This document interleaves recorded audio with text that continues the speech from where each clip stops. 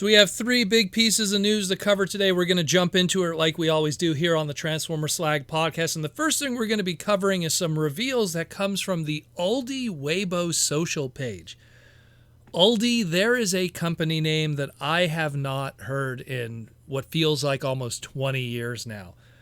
Aldi was a company that Tomy, before they merged with Takara, they were a company that they used for distribution of their products and their brands outside of Japan. So China, Vietnam, Philippines.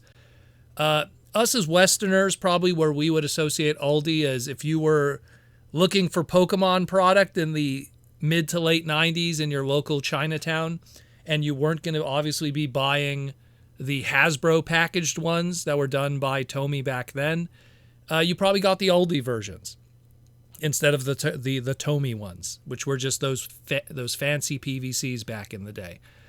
But when Tomy merged with Takara and then became Takara Tomy, the Aldi relationship, it stuck around for a little bit. It was used for mostly a lot of small brands and stuff, but then Aldi kind of also did distribution for other companies like Bandai and stuff. And, as time progressed, of course, Takara Tomy products just kind of focused on just making them Hasbro brands if they had to be in China and Hong Kong and Vietnam and stuff like that. So Aldi kind of phased out, but it's nice to see that logo again after all these years on a Transformer product. So what are we talking about today? What we have here today, the Aldi Transformers Alpha Action Elite Wave 1. So these are blind box figures. It looks like Blockies are now making blind boxes really hot with the Transformer brand again. And we have blind box figures here. We have 7 designs. These range between 4 to 5 inches depending on the character, and they are non-transformable but very high in articulation figures. Very interesting in a blind box nature, no less. All of them are G1 characters. We got a Optimus Prime, a Starscream, a Jazz, a Soundwave with Laserbeak, a Cliff Jumper, a Kickback Insecticon, and an RC. Now, we don't know how many blind boxes are in I guess we'll call it a display case, but seeing how there's only 7 characters here, and that's kind of a weird, odd number, when usually a display case would have an even number. Either the boxes will be 8 per box, or maybe more than that in an even number, but chances are there probably will be doubles in a case, and maybe even, dare I say, not confirmed, but maybe a Chase redeco or something. Black Convoy from the Optimus Prime, a different colored Seeker from the Starscream. We will see, but very interesting. They look cool. I dig them. We don't have a release date or prices just yet, but judging by Aldi's social page, they say launching soon. So we'll keep you posted on that when we get more information. Maybe we'll have an update by this weekend. Next piece of news is Free Comic Book Day gave an update on their website for next year. And of course, we have the date of Saturday, May 3rd, 2025 for the National Free Comic Book Day.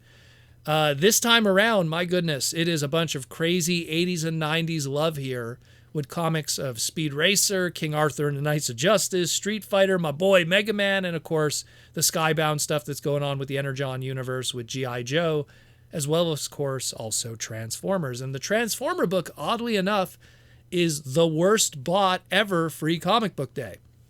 Now, we talked about the worst bought ever on the podcast, and we were confirmed that it was a graphic novel that'll be available in the future about a pen transformer that works with the Decepticons. But it looks like this Free Comic Book Day version will maybe be a preview chapter of the bigger graphic novel and maybe have some other preview stuff in it. And again, this Free Comic Book Day version promotes on the cover the first appearance of Ballpoint, the pen Decepticon.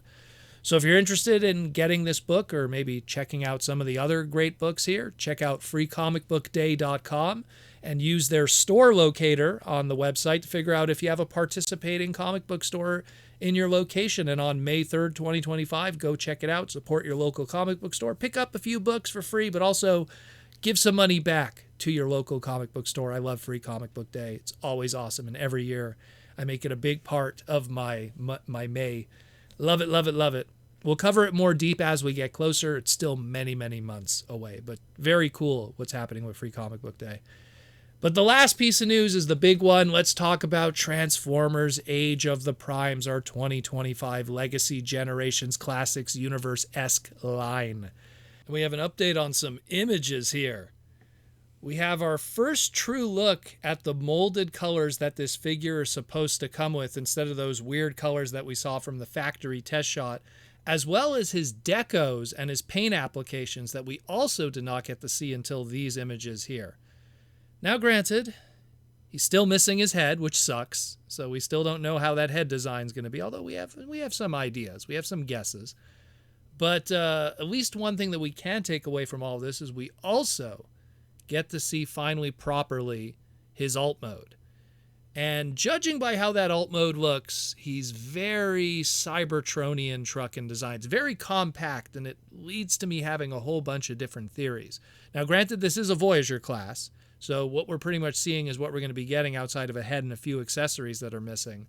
But the fact that he transforms into a very compact Cybertronian multi-wheel vehicle, the fact that we have a photo here that shows that he sizes up pretty much to a Earthrise leader class Optimus Prime, makes me wonder, will this guy at some point in maybe some kind of different iteration, repaint, or release down the line, will he come with a trailer? Is he compatible potentially with trailers in the future?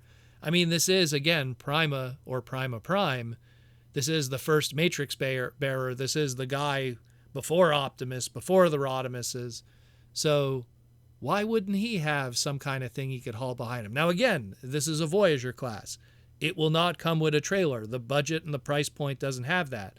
But it's making me really think now, looking at this, that we might have something in the future from a tooling perspective. And it's really making the old noggin think a whole bunch of things. But aside from that, aside from the trailer speculation and everything, we now see 100% that his chest does indeed open up like we figured before, because we saw the hinges and everything on the original test shot.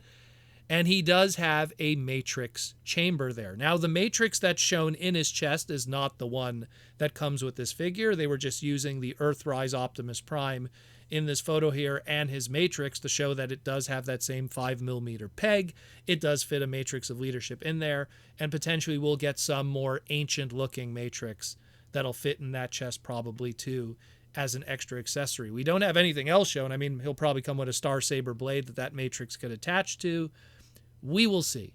We will see. We're missing a head, we're missing some accessories, and maybe down the line, if this is put in a bigger box later on, this mold, maybe a leader class version will have a trailer at some point.